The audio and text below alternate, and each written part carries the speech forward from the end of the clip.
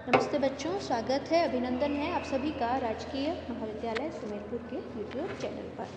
आज के वीडियो में हम बात करने जा रहे हैं अशोक की पेपर है फर्स्ट पेपर प्रथम वर्ष का इतिहास का, जिसमें अशोक के धम्म का बारे में हम बात करेंगे। वैसे उसके धम्म का स्वरूप, क्या उसका उद्देश्य थे, धम्म की नीति के क्यों उसने ऐसा किया, उसके मनोभाव क्या थे, उसकी प्रवृत्ति क्या थी, उसके लिए क्या वो चाहता था अपनी जनता से इस धम्म की नीति के द्वारा, इसके बारे में तो हम पिछले वीडियो में बात कर चुके हैं।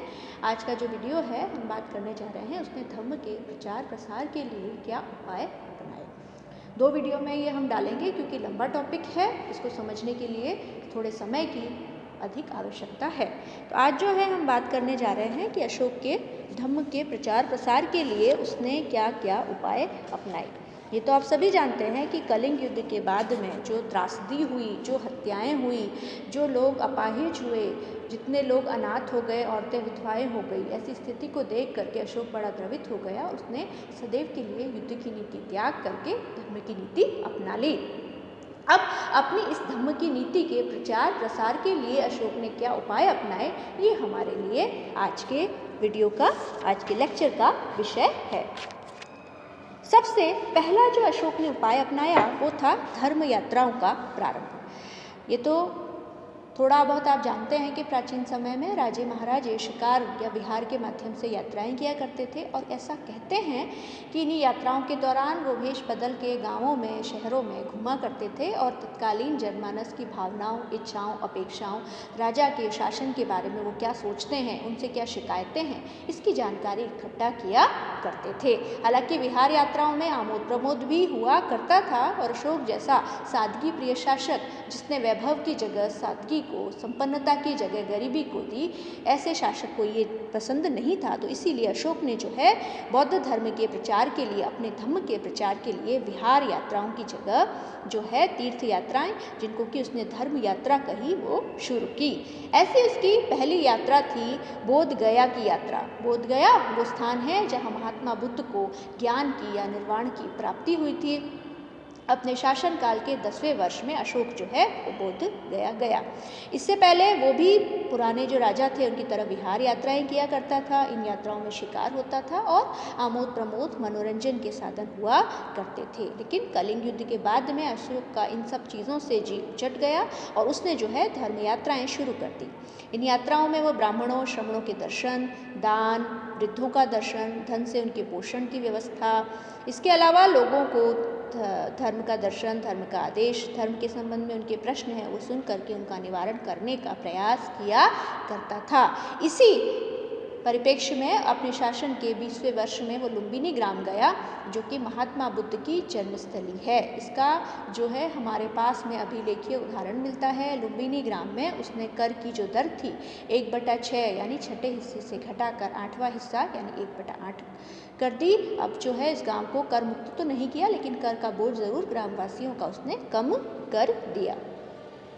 इसके अलावा अशोक ने जो है नेपाल की तराई में स्थित निगलिवा में कनक मुनि के स्तूप को संवर्धित करवाया, बड़ा करवाया। इन कार्यों का अभिलेख में अशोक कहता है कि जनता के ऊपर अच्छा प्रभाव पड़ा और जनता जो है बौद्ध धर्म की तरफ आकृष्ट हुई। उसके बाद में राजकीय पदाधिकारी भी उसने नियुक्त किए। अशोक का साम्राज्य बड़ा था, संभव नहीं था कि अशोक अकेला जाकर के जगह जगह अपने साम्राज्य में अपने धर्म के उद्देश्यों से, अपने धर्म के विचारों से लोगों को परिचित करवा सके। इसलिए जो है उसने इस उद्देश्य की पूर्ति के लिए अपने साम्राज्य में जो उच्च उच्च अधिकारी थे उनको निर्देश दिया कि आप धर्म के प्रचार प्रसार के लिए काम करेंगे। इसकी पुष्टि अशोक के स्तंभ लेख 3 और 7 से होती है। उसने व्युष्ट, रज्जुक, प्रादेशिक और युक्त नामक पदाधिकारियों को जनता के बीच जाकर धर्म के प्रचार प्रसार और उपदेश करने का आदेश दिया था।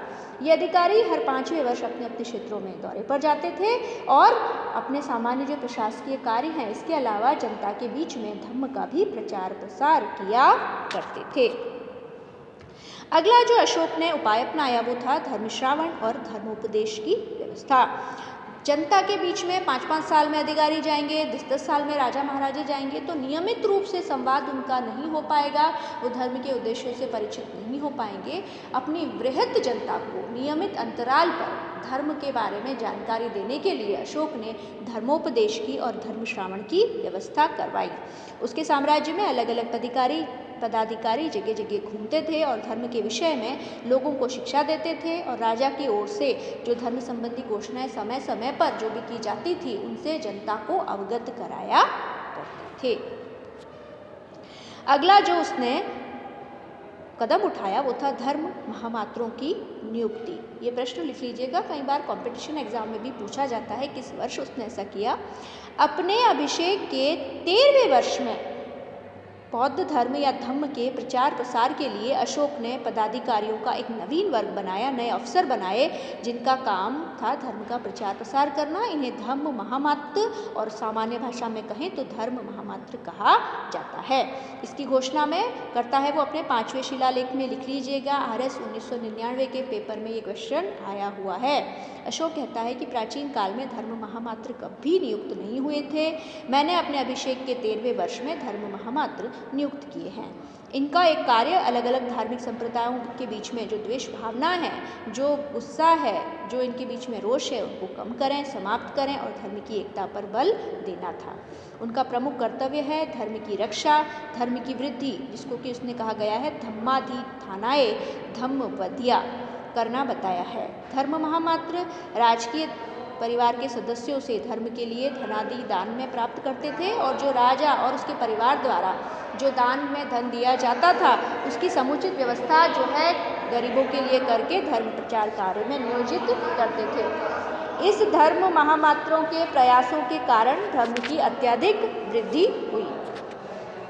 अगला जो अशोक ने स्टेप उठाया, कदम उठाया अपने धर्म के प्रचार प्रसार के लिए कि जनता जो है सिर्फ सुनकर ही आकृष्ट नहीं हो सकती इस धर्म के प्रति, इसलिए उनको कुछ दृश्य जो है साधनों से भी अवगत कराया जाए। इसके लिए उसने जो है दिव्य रूपों के प्रदर्शन किया। अशोक जो है खुद पारलौकिक जीवन में आस्था रखता था।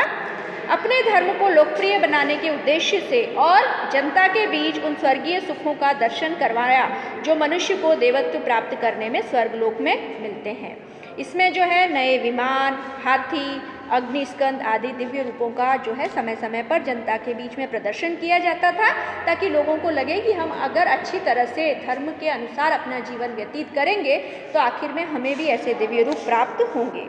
ऐसे प्रदर्शन आजकल भारत के अलग अलग भागों में, जैसे दशहरा में जब रामलीला होती है, जब गणेश चौथ मनाई जाती है, आज भी इस तरह से चौकियाँ निकाली जाती हैं, उसी तरह से ये प्रदर्शन हुआ करते थे।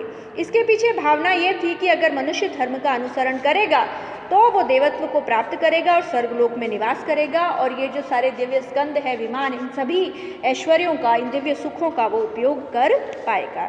इन प्रदर्शनों से जहाँ तक एक तरफ जनता का मनोरंजन तो होता ही था, साथ ही साथ इनका मुख्य उद्देश्य था कि जनता जो है धर्म की तरफ आकृष्ट हो, चाहे पारलौकिक साधनों के लिए ही क्यों नहीं।